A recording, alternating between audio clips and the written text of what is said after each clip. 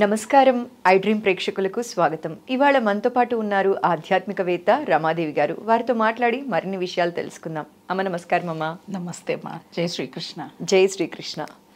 అమ్మ, సంక్రాంతి వచ్చేస్తోంది. సంక్రాంతి అనగానే పెద్ద పండుగగా మనం పిలుస్తూ ఉంటాం. అయితే సంక్రాంతి రోజు పెద్దలకి బట్టలు ఇవి పెడుతూ ఉంటాం కదమ్మా. అయితే ఈ విధి విధానాలు సంక్రాంతి రోజు మనం ఎలా దైవారాధన అనేది చేసుకోవాలి, పితృదేవతల్ని ఎలా కోరుకోవాలి, ఎలా వాళ్ళ దగ్గర మనం ఆశీర్వాదం పొందాలి అనే విషయాన్ని ఇవాళ మా ప్రేక్షకుల కోసం తెలియచేస్తారా అమ్మా? అంటే పెద్ద పండగ, పెద్దల పండగ అన్నాం. పెద్ద పండగ అంటే అందరూ ఏమనుకుంటారు, 3 రోజులు 4 రోజుల పాటు, కనుమతో పాటు 4 రోజులు సెలవులు 10 రోజులు ఇస్తారు స్కూల్స్కి వాటికి, కాబట్టి పెద్ద పండగ అంటారు. కానీ దాని అర్థం ఏంటిది అంటే పెద్దల పండగ అంటే మన పెద్దవాళ్ళని స్మరించుకునే పండగ. సంక్రాంతి రోజున చాలా మంది ఈ రోజున నూతన వస్త్రాలు ధరించరు. భోగి రోజా లేకపోతే కనుమ రోజా ధరిస్తారు. ఈ రోజు ధరించరు. ఎందుకు? పితృదేవతల్ని మనం స్మరించుకునే రోజు. తెల్లవారుజామునే లేవటం.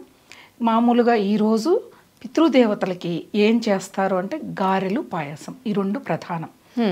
మనం అలసందలు, బొబ్బర్లు అంటారు, వాటితో చేసిన గారెలు, పాయసం, అలాగే గుమ్మడితో చేసింది. ఎందుకంటే మనకి ఈ మాసంలో ఏ ఋతువుకి ఏ పంట వస్తుందో దానితో మనం పండగ చేయటం ఆనవాయితీ. అంటే మరి ఏమొస్తాయి మనకి ఇప్పుడు? చిక్కుడు, గుమ్మడి, ఈ 2.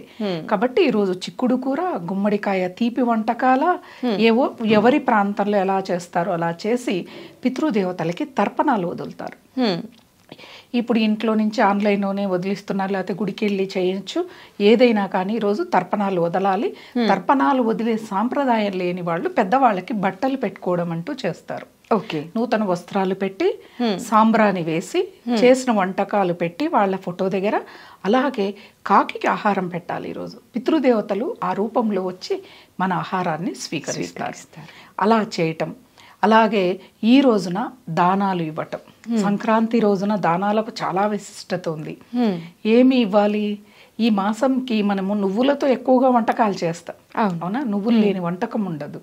ఎందుకు? ఎన్నో పోషకాలు ఉన్నది నువ్వులు, అవునా? అవి దానంగా ఇవ్వటం వల్ల తీసుకున్న వాళ్ళకి మంచిది, ఇచ్చిన మనకి మంచిది. గుమ్మడికాయ భూమిని పోలి ఉంటుంది. భూమిని దానం చేసిన ఫలితం రావాలి అంటే గుమ్మడికాయ దానం ఇవ్వాలి. ఎవరికి ఇవ్వాలి? బాగా ఉన్న వాళ్ళకి కాదు, అసలు ఇవి కొనుక్కోలేని వాళ్ళకి ఎవరికైనా ఇవ్వవచ్చు.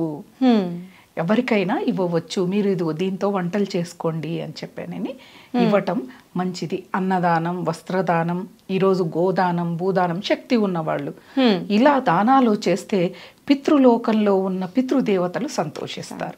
మనకు అసలు ఈరోజు సంక్రమణం కూడా జరుగుతుంది. ఉత్తరాయణ పుణ్యకాలం మొదలవుతుంది.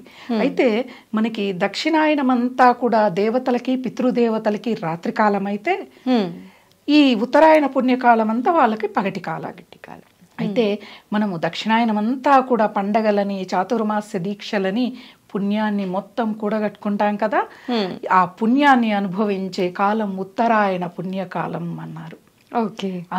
పితృదేవతలందరూ కూడా వాళ్ళ లోకాలకి చేరుకునే రోజు. మనం స్వీకరించి వాళ్ళు పితృలోకాలకు వెళ్ళిపోతారు. కాబట్టి ఈ రోజున పితృదేవతల స్మరణ చేసుకోవటం, తర్పణాలు వదలటం, దాన ధర్మాలు చేయటం, పేదవాళ్ళకి ఏదైనా కూడా ఎవరికి ఏది అవసరమో దానం ఇవ్వాలి. చాలా మంది మనం ఈ మధ్య కాలంలో ఏం చేస్తున్నాం అంటే, మేము ఈరోజు గుళ్ళో అన్నదానానికి ఇచ్చామంటాం. అన్నదానానికి వెళ్ళి చూడండి, అక్కడ ఎవరైనా పేదవాళ్ళు, తిండి లేని వాళ్ళు ఉంటారంటే లేదు. ఇచ్చిన మనము, మన స్నేహితులు, మన బంధువులు, మనమే కూడగట్టుకొని ఒక 20 మందికి వెళ్తాం మనమే, అవునా? అక్కడ ఆలయంలో పనిచేసేవాళ్ళు, వాళ్ళు తప్పితే లేదు. అలా కాదు, మనము ఏ గోశాలల దగ్గరనో, ఆలయాల దగ్గరనో ఆహారానికి కూడా లేకుండా ఉంటారు కదా, అక్కడికి తీసుకెళ్ళి వాళ్ళకి అన్నదానం చెయ్యండి. ఇప్పుడు మనకి కొంతమంది క్యాటరర్స్ ఏం చేస్తారంటే, మాకు ఇలా పలాని ప్రదేశానికి మీరు వంట వండి తీసుకొస్తారా, ఇవన్నీ తీసుకొని అంటే వాళ్ళు తెస్తారు. వాళ్ళకు కూడా పుణ్యమే కదమ్మా అలా చేస్తే. వచ్చి అక్కడ అందరికి అన్నదానం చేయాలి. చేసే వరకే. వాటిని ఫోటోలు తీసి ఫేస్బుక్లో, సోషల్ మీడియాలో పెట్టారా ఫలితం ఉండదు. అయితే మనం ఏం చేస్తున్నాం? దానాలు చేస్తున్నాం, అదేవిధంగా వీడియోలు, ఫోటోలు స్టేటస్లో పెడుతున్నాం. ఆ మాట అంటే 10 మందికి తెలియాలి కదా. ఆ 10 మంది నేర్చుకుంటారు కదా. అందరికీ అన్నీ తెలుసు. అందరికీ అన్నీ తెలుసు. ఈ పండగ రోజు ఇది చేయాలి, అది చేయాలి, ఎవరికేం ప్రత్యేకంగా చెప్పక్కర్లేదు. కాకపోతే విదేశాల్లో ఉన్న యువత, అక్కడ పెద్దవాళ్ళు ఉండరు. పండగలు ఎలా ఏంటిది అని కొంతమందికి పెద్దవాళ్లే ఉండరు. వాళ్ళు చనిపోవడం అలా జరుగుతుంది. వాళ్ళకి ఏం జరుగుతుంది, ఇంట్లో మహిళ లేకపోయినా ఆ మామగారు తెలీదు, ఏమో మీ అత్తయ్య చేసేది అని అంటారు.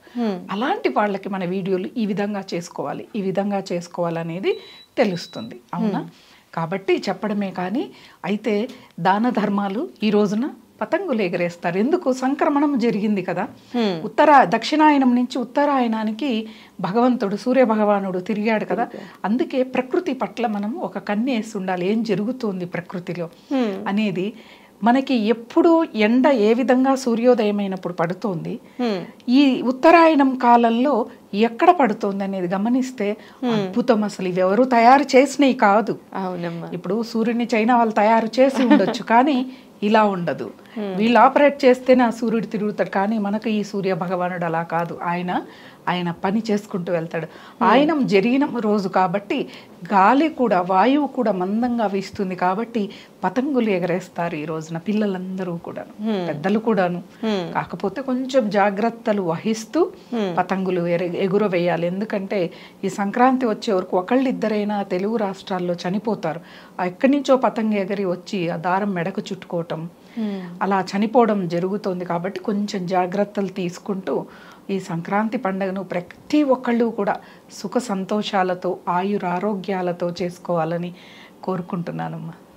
అలా మనము ఆరోగ్యం పట్ల, ప్రకృతి పట్ల, పెద్దవాళ్ల పట్ల జాగ్రత్తని వహిస్తూ, ఇప్పుడు పితృదేవతలు, మేము అనాథలమమ్మ, అనాథాశ్రమాల్లో పెరిగా, మా తల్లిదండ్రులు తెలియదు అని అంటే, ఎవరు మీకు కనిపించిన వాళ్ళే మీ పితృదేవతలు అనుకుని వాళ్ళకి ఎవరికైనా కూడా పేర్లు తెలియక్కర్లేదు. మనకి ఇప్పుడు ఆ తర్పణాలు వదిలించే పంతులు కూడా చెప్తారు మనకి, పేర్లు ఉన్నా లేకపోయినా, గోత్రం ఉన్నా లేకపోయినా చనిపోయిన వాళ్ళందరికీను అని చెప్పని చేయిస్తారు. అలా పితృ తర్పణాలు తప్పకుండా వదిలి వాళ్ళు కూడా, లేదు ఆలయానికి వెళ్ళటం, ఆలయంలో సేవ చేయటం. ఈ రోజున సంక్రాంతి రోజున సేవ చేస్తే అసలు ఎటువంటి సేవ అంటే, మనము ఛానల్ వాళ్ళని పిలిచి చూపిస్తూ చేసే సేవ కాదు.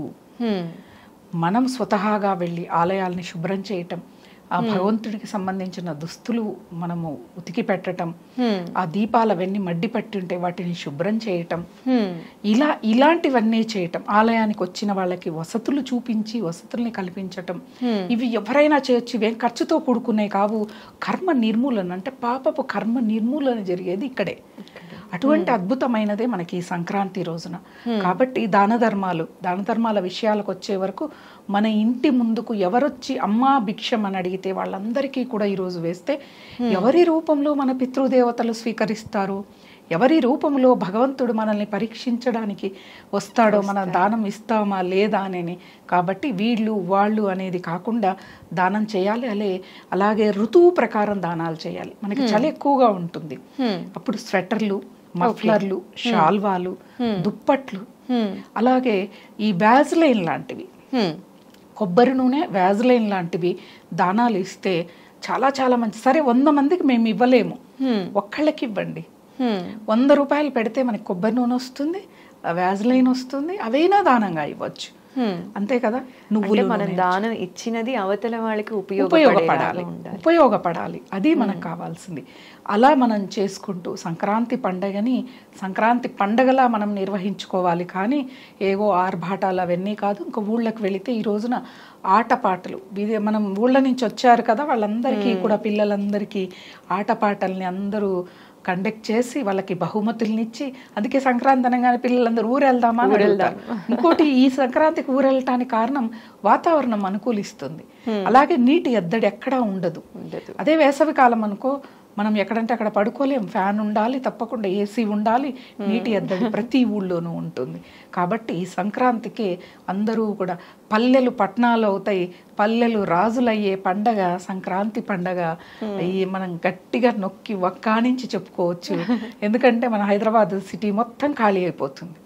మొత్తం టోల్ గేట్లు కిలోమీటర్లు బారిన వేచి ఉంటారనమాట. అలా ఇప్పటికే మొదలైంది ఊళ్ళకి వెళ్ళిపోవటం, అందరూ కూడా సెలవులు పిల్లలకి రాగానే వెళ్ళిపోవటం మొదలైంది. కాబట్టి ఈ సంక్రాంతిని అంటే పితృదేవతలని సంతోషపెడితే ఆ కుటుంబం సక్సెస్ఫుల్గా ముందుకు వెళ్తుంది. ఆ ఇంట్లో మానసిక ఇబ్బందులు బాధలు ఉండవు. ఎందుకంటే పోన్లే అవన్నీ వదిలేసాయి, ఈ శరీరాన్ని జన్మనిచ్చారు, ఈ జ్ఞానాన్ని ఇచ్చారు, ఇంత ఆస్తిపాస్తులు ఇచ్చారు, దానికి కృతజ్ఞతగానైనా చెయ్యాలి. ఇవన్నీ వదిలే, సరే మూఢనమ్మకాలు మీరు మళ్ళీ మొదలు పెట్టారు, పితృదేవతలు ఏంటిది అది ఇది అది వదిలేసాయి. కృతజ్ఞతగా వాళ్ళకి ఈ రోజున మనం ఇవి చేసే విధి విధానాలు చేస్తే అద్భుతంగా మన జీవితం అనేది ఉంటుంది. పండగలు పెట్టింది కొన్నిటిని మనం తిరిగి గుర్తు తెచ్చుకోవటానికి, గుర్తు చేసుకోవటానికి అన్నమాట. అమ్మ చాలా చక్కగా సంక్రాంతి విశిష్టత గురించి, సంక్రాంతి రోజు పెద్దల్ని ఎలా ఆరాధించాలి అనే అంశం గురించి చాలా చక్కగా వివరించినందుకు మరోసారి ధన్యవాదాలమ్మా. జై శ్రీకృష్ణ.